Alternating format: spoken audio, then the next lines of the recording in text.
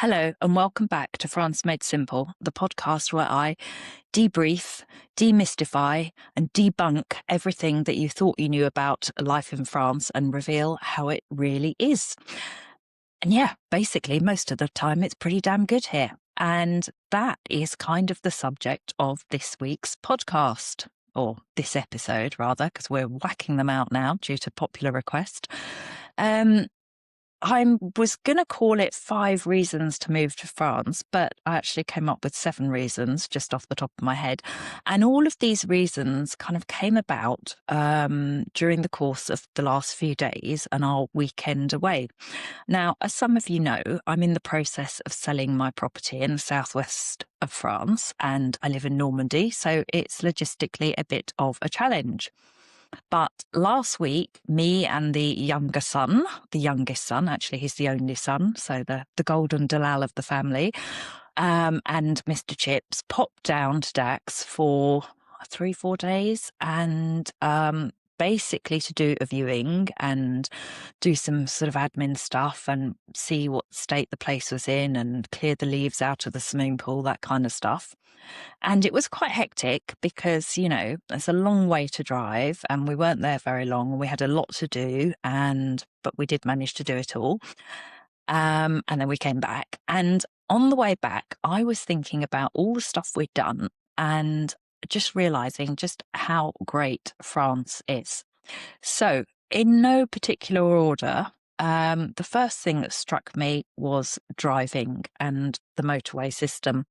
Now, when I went back to the UK last year, a couple of times, I was just shocked by how bad the roads are, both in terms of the condition of the actual roads, potholes galore, and also the sheer volume of traffic and just how long it takes to get from A to B. And it's just not pleasurable unless you're in the wilds of Northumberland and, then driving is quite nice. It's just horrendous, basically. I couldn't stand it. And everything was crowded and dirty and grubby, and it was just awful. And in comparison, the road system in France is brilliant. The motorway system, there are paid sections, and yes, that is a factor in your budget when you're traveling, but it's not ridiculously expensive by any means. And, they are just so well managed. The minute there's any kind of accident or breakdown, the breakdown services appear, the roads cones are put out, the roads are cleared, diversions are put in place, warning signs are issued. There is a great system of service stations throughout the country. You cannot drive too far without coming across a service station, which won't just be a petrol station. It will have what the French call animation, because it's considered very, very important to get out of your car every 2 hours, take a break, have something to eat, drink, have a coffee, eat your sandwiches, have a walk. So almost all of them have space to stretch your legs, often in quite nice little bits of woodland or countryside, play areas, toilets, food. The food is really good. Yes, the sandwiches are expensive. Petrol station sandwiches are the same the world over, but many of them have really, really good restaurants. And you can often buy regional products as well. So if you're in the Charente, you can pick up a bottle of Pinot to take with you. It's just a whole different experience. And even when there aren't petrol stations, every few kilometres, sort of around 10 to 20 kilometres, there are what the French called aires, AIRES. And these are, places to pull off the road, have a wee, have a picnic, wander around, park up. Okay, there's no fuel for sale, and there is one on the home stretch in Brittany, which is probably the worst air in terms of the toilet facilities that I've ever been to in my entire life. And every time we stop there, I forget that I've sworn never to stop there ever again. But the days of hole in the ground toilets have long gone. I mean, the airs are pretty civilized these days. So that was my first point. The road network traveling in France, driving in France is pleasurable. It's easy. And you pretty much know when you set off and you put your Google Maps or Waze or Apple Maps on, and it tells you it will take 5 hours 47 to get there, that will be how long it takes. It's just the difference to the UK is incredible.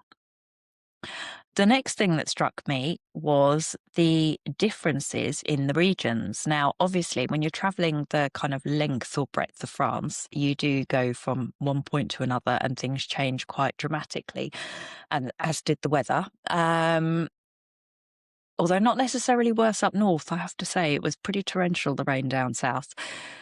But what really struck me here was how there is so much variety in France, and how whatever your thing is, whether it's being by the coast, being in a sort of little quaint fishing village, or whether it's being on a surfing beach, or whether it's being up the mountains, being able to go skiing, there is just something for everybody. Whether you want flat cycling tracks in the middle of France in the Charente, or whether you want hills, there's just so much variety. And, there's so much difference between the regions in terms of culture and food and gastronomy and everything. It makes exploring France really, really nice. It's always like going on a little mini break when you travel around in France, simply because there is so much difference. Then the next thing that popped into my head, because we did pop over the border to San Sebastian for the day, because from Dax it's an easy hour's drive. The next thing that struck me was how great it is being in Europe and being able to get in your car and go to Spain or Belgium or Italy or Portugal, all of which we've done over the years. We drove to Portugal with the kids on a family holiday. We did the same in Italy. And there's something very, very nice about being able to just drive and end up in another country. And obviously for people who live in the southwest and close to the Spanish border or the southeast, being able to pop across a border and have a day out in another country and do your shopping and buy different kinds of things is just blissful. Again, it's like having a little mini holiday. And that's, I think, a massive plus point.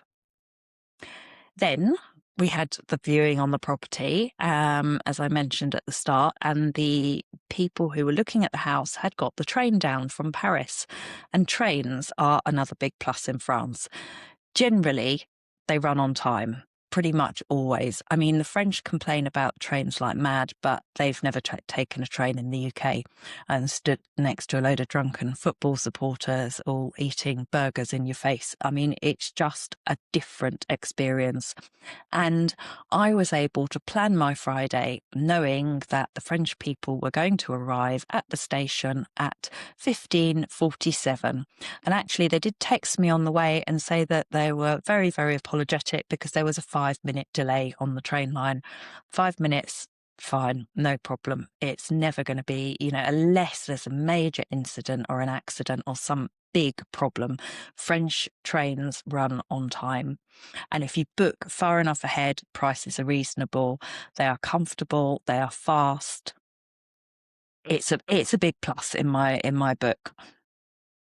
Then we get onto restaurants, because we did a bit of eating out when we were down there, both in France and Spain.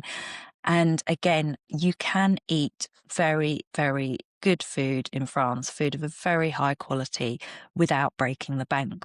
Yes, you can go completely wild and go for the Michelin-starred experience, but you can also just access well-cooked food at a reasonable price. And certainly when we lived in the UK, we did not ever eat out to the extent that we do in France. So I think restaurants, that was my point number 5. I thought 5 points would be enough, but then we went to Pau for the day to visit my daughter and her other half. And I thought, yeah, actually, that's worth mentioning. Towns in France, they're all very different, and there are so many beautiful towns to explore and discover. They all often have individual different shops. Yes, okay, you've got the big chains, you've got Zara, H&M, Monoprix and stuff, but wherever you go in France, you're always going to find little individual artisanal boutiques making something that's typical of that region. Very often food-based, obviously, but this is France. And it just struck me when we were wandering around Pau, which I know quite well, having worked there, and my daughter's been living there for quite a few years now. But there was still stuff to see and stuff I hadn't seen before or, visited before. And there is just a wealth of culture to explore in France and so many great towns and villages. And most of them I haven't even, I haven't scratched the surface yet. There are whole regions of France that I've never visited, and they're on my list of places to go. And that's another lovely thing about living here, is that within striking distance of wherever you live, there will be places to explore. And I think that's just great. It makes living here one long mini adventure, if you like. Now, the last thing on my list was apéros. Now, I've talked about the apéro culture in France before, and I think it's something that's really, really lovely. The French are very, very convivial. And the minute I told just a few friends that we were back in town for a few days, the invitations for dinner and drinks just poured in. And we had a couple of really nice evenings with friends. And I love socializing, and I love the fact that it's so important in France. It's more important than having a beautifully renovated property or, an immaculate garden. Sitting down with your friends in that garden over a bottle of something and a plate of apéro snacks, saucisson. Had some very good Polish sausage, bizarrely enough, at one friend's house. Sitting down over drinks and dinner is a really fundamentally important part of life in France. And again, I think that is absolutely lovely. And it's one of the things I love about living here. So I hope that's given you a little bit of enthusiasm and maybe inspiration to make the move and come and join the happy band of migrants. I don't like the word expat in France. It really is a great place to be. So that was it for today. Just a little thought about life in France and some more reasons why you should think about moving here. I hope you enjoyed it. I hope it's been useful. Keep your thoughts, comments, questions coming in. I love getting them. And thank you, as always, to our sponsors, Fab French Insurance, who will make your life as simple as Frenchly possible. Thank you for listening, and see you next time.